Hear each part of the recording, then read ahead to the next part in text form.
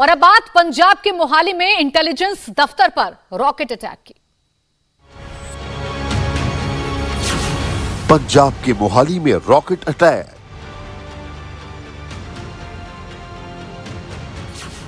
Border state में किसकी साजिश? बड़ी साजिश, छोटा धमाका। पंजाब को दहलाने का बड़ा प्लान। अब क्या एक्शन लेंगे सीएम मान? पंजाब में कितने एक्टिव आतंकी?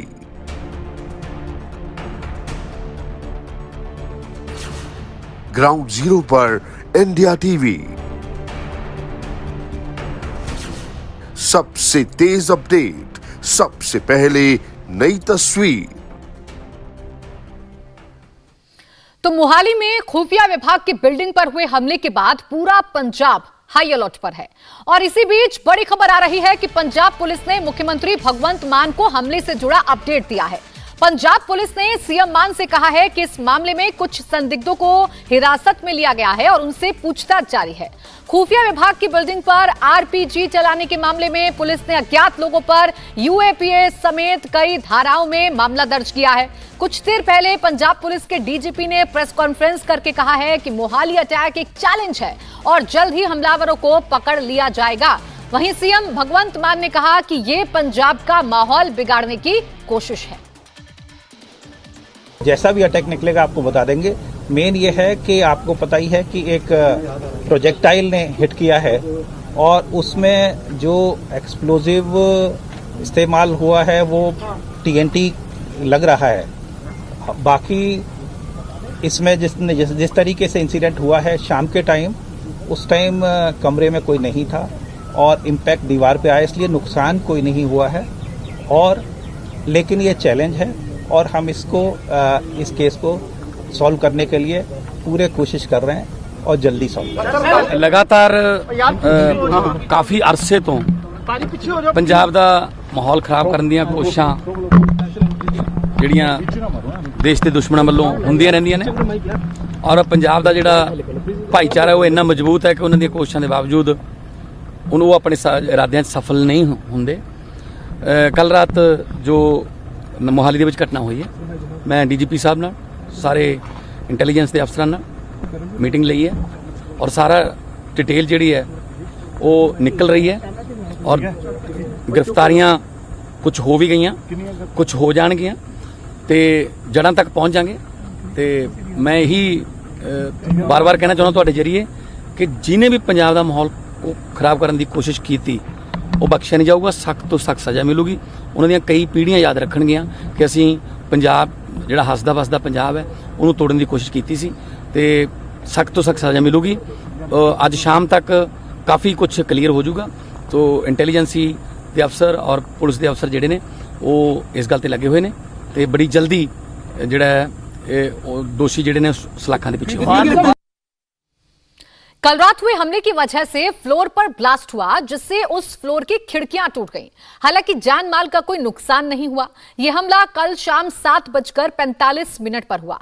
फॉरेंसिक टीम पूरी रात सैंपल जुटाती रही और अब पंजाब पुलिस कह रही है कि वो जल्द ही इस केस को सॉल्व कर लेगी। पंजाब पुलिस के डीजीपी ने कहा कि इसमें टीएनटी का इस्तेमाल हुआ और प्रोजेक्टाइल तरीके से अटैक किया गया और इस पर जल्द ही गिरफ्तारी संभव होगी। ठीक इस समय जो इंटेलिजेंस विंग का हेडक्वार्टर है वहां पे चारों तरफ मुस्तैदी बढ़ाई गई है।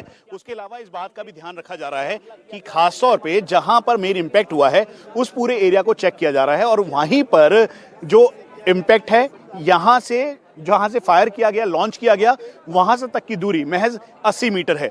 कुल मिला के आरपीजी जो कि 7 केजी का इसका वेट है और आरपीजी भारतीय सेना या फिर भारतीय फोर्सेस इस्तेमाल नहीं करती। इसका मतलब बिल्कुल ये है कि ये अक्रॉस यानी पाकिस्तान से या फिर अफगानिस्तान के रूट से होते हुए भारत पहुंचा है और इसीलिए इस पूरे मामले की जांच की जा रही है। इस समय डीजीपी ने इस बात को भी कहा कि वो हर एक एंगल को देख रहे हैं, उसमें चाहे खालिस्तान एंगल हो या आतंकी संगठनों का एंगल हो, लेकिन प्राइमा फेसी करीबन 10 से 12 लोगों को पूछताछ के लिए इंटरोगेट किया जा रहा है और इसकी सीक्वेंसिंग की जा रही है। लेकिन हम आपको फिर से बता दें कि जिस जगह पर हम हैं ये सेक्टर 77 मोहाली का पंजाब पुलिस का इंटेलिजेंस हेडक्वार्टर है।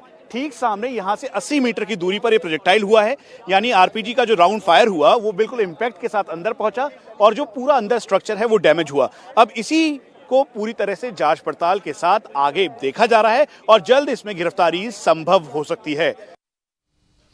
जिस जगह से खुफिया विभाग की बिल्डिंग पर आरपीजी से फायर किया गया, उस जगह से मनीष प्रसाद की एक और रिपोर्ट देखिए।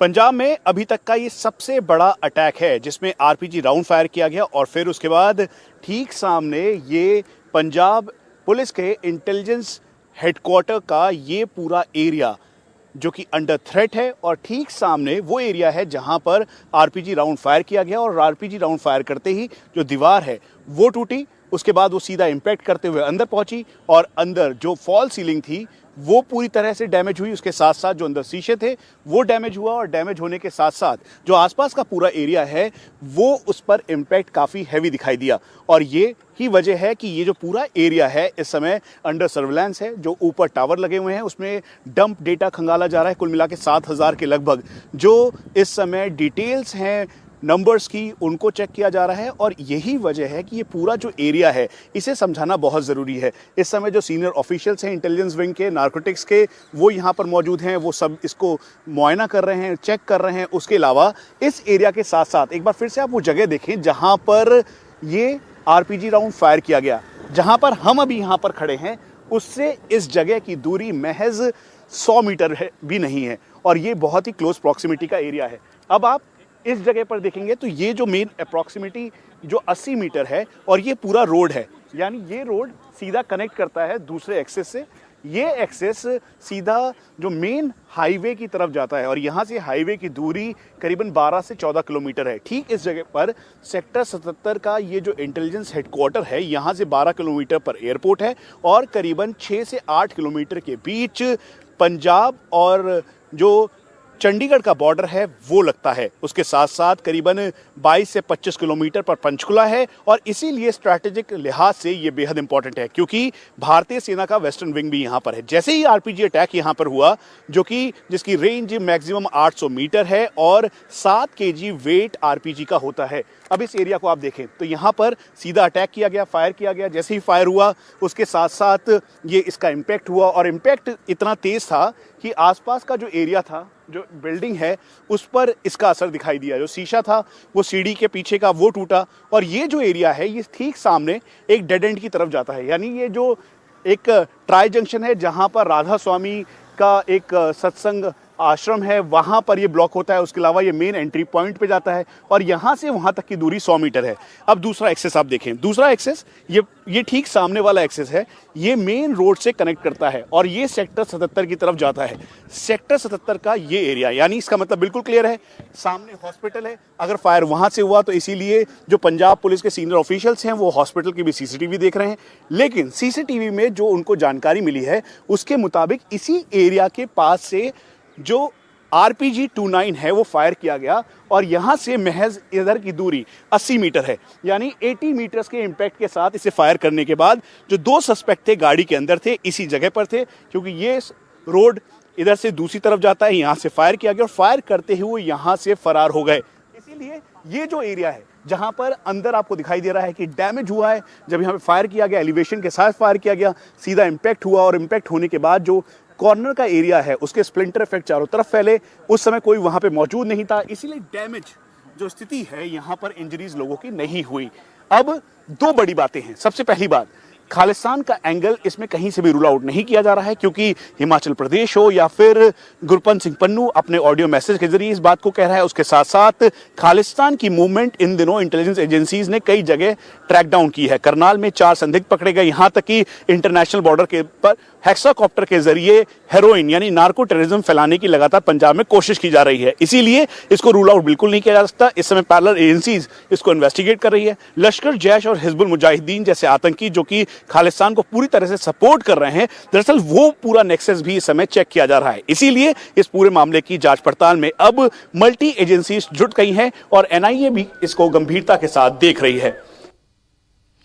और आइए अब आपको मैप के जरिए हम समझाते हैं कि ये हमला कहां पर हुआ है। देखिए, पंजाब के मोहाली में ये हमला हुआ है। पंजाब के मोहाली में सेक्टर 77 में इंटेलिजेंस डिपार्टमेंट का हेडक्वार्टर है, जहां पर ये हमला हुआ है, जिसके बाद हड़कंप मचा हुआ है। तमाम सवाल खड़े हो रहे हैं, जांच की जा रही है और पंजाब पुलिस कह रही है कि इसे हम एक चैलेंज के तौर पर देख रहे हैं। देखिए, यहां पर हुआ है ये रॉकेट से हमला, इंटेलिजेंस डिपार्टमेंट पर यह हमला हुआ है। मोहाली का सेक्टर 77 है, जहां इंटेलिजेंस डिपार्टमेंट का हेडक्वार्टर है और जहां पर हमला हुआ है, रॉकेट से यहां पर हमला हुआ है, जिसके बाद इस पूरे मामले के एंगल को तलाशा जा रहा है, यह पता लगाने की कोशिश की जा रही है। देखिए, दूसरे और चौथे फ्लोर पर यह हमला हुआ है। इंटेलिजेंस डिपार्टमेंट का हेडक्वार्टर है, दूसरे और चौथे फ्लोर पर हमला हुआ है। 200 मीटर की दूरी पर यहां पर से हमला हुआ है, ऐसा बताया जा रहा है। तो यह पूरे मैप के जरिए हम आपको बता रहे हैं। देखिए, 200 मीटर की दूरी पर ही, गौर करने वाली बात यह है कि 200 मीटर की दूरी पर ही रिहायशी इलाका भी है। इसीलिए इस पूरे स्थिति को समझना बहुत जरूरी है, इसीलिए काफी इसे गंभीर भी समझा जा रहा है और इस पूरे मामले की जो जांच है वो की जा रही है।